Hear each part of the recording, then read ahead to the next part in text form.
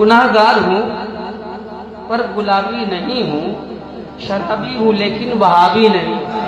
کوئی شاعر ہے کھلے عام جلسوں میں یہ کہتا گھوم رہا ہے کہ میں شرابی ہوں لیکن وہابی نہیں ہوں، شرابی ہوں، جلسوں میں کہہ رہا میں شرابی ہوں، لوگ سن رہے ہیں، پیسے بھی دے رہے ہیں، سمجھے آپ؟ یہ وہابیوں کا رد نہیں ہو رہا ہے،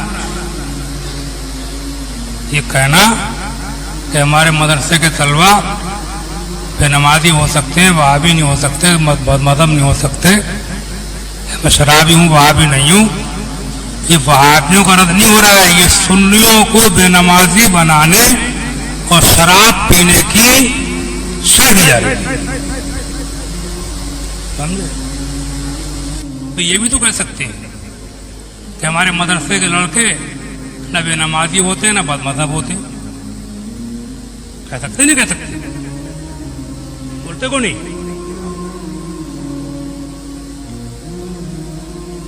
یہ بھی تو کہہ سکتے ہیں کہ میں شرابی بھی نہیں ہوں وہابی بھی نہیں ہوں،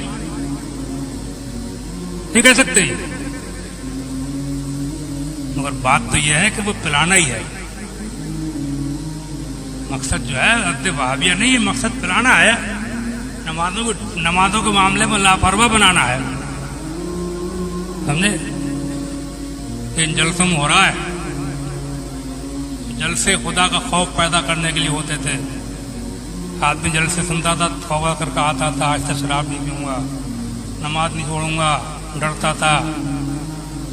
میرا اپنا ہی حال یہی ہے کہ میں بچپن میں اسکولوں میں پڑھتا تھا، مولویت پڑھنے سے پہلے تو اپنے یہاں بڑی مسجد میں امام لوگ تقریر کرتے تھے تو بیچارے کم پڑھے لکھے لوگ، پہلے زمانے میں وہ ایسی مولوی لوگ تھے بیچارے سیدھے تھے، تو وہ جہنم کی جنت کی باتیں سناتے تھے، جہنم کے عذاب سناتے تھے، موت کی باتیں بتاتے تھے، تو بچپن میں ہی میں نمازی بن گیا تھا، مولوی بعد میں بنا اور نمازی میں پہلے ہی سے تھا، اللہ کی توفیق سے۔ ان تقریروں اور جلسوں کے ذریعے سے لوگوں کے دلوں میں خدا کا خوف پیدا ہوتا تھا، لوگ رونے لگتے تھے، توبہ کر کے اٹھتے تھے۔ آج یہ باتیں کہی جا رہی ہیں، اللہ کی پناہ۔ آپ نے تو یہ ذہن دے دیا کہ بس سنی بنے رہو، سنی بننا ضروری ہے، بے شک ضروری ہے، ہر ضرور ضروری ہے، اور اس کے بعد آپ نے یہ ذہن دے دیا کہ بس سنی بنے رہو، اور اس کے بعد چاہے جو کرو، شراب پیو، جوا کھیلو، نمازیں چھوڑو، سب چھوٹ ہے۔ آپ کی ان جملوں سے تو یہ ذہن مل رہا ہے، سمجھے آپ؟ حالانکہ سنی بنے رہنا یقیناً ضروری ہے، اللہ تعالیٰ ہر مسلمان کو سنیت پر قائم رکھے، بد مذہبیت سے محفوظ رکھے، بدعقیدگی سے محفوظ رکھے، لیکن شراب چھوڑنا بھی تو ضروری ہے۔ ہاں بس یہ ہو سکتا ہے، اتنا فرق ہے کہ وہ بدعقیدگی ہے، وہ بہت زیادہ ضروری ہے، لیکن شراب کی حرمت بھی متفق علیہ ہے۔ اسلام میں بچہ بچہ جانتا ہے کہ شراب حرام ہے، کون نہیں جانتا شراب حرام ہے؟ نماز پڑھنا کتنا ضروری ہے، کس کو پتہ نہیں، سمجھے آپ؟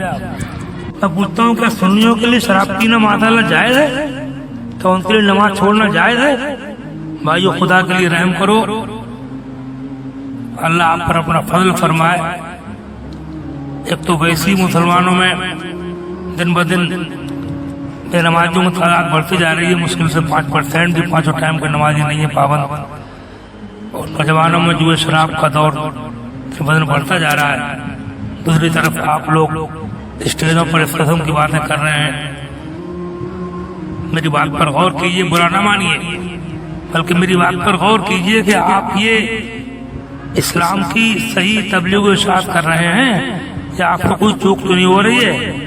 خدا تعالیٰ آپ کو صحیح سوجھ عطا فرمائے۔ اگر بدعقیدگی سے بچانا علماء کی ذمہ داری ہے، بدعملی، فسق و فجور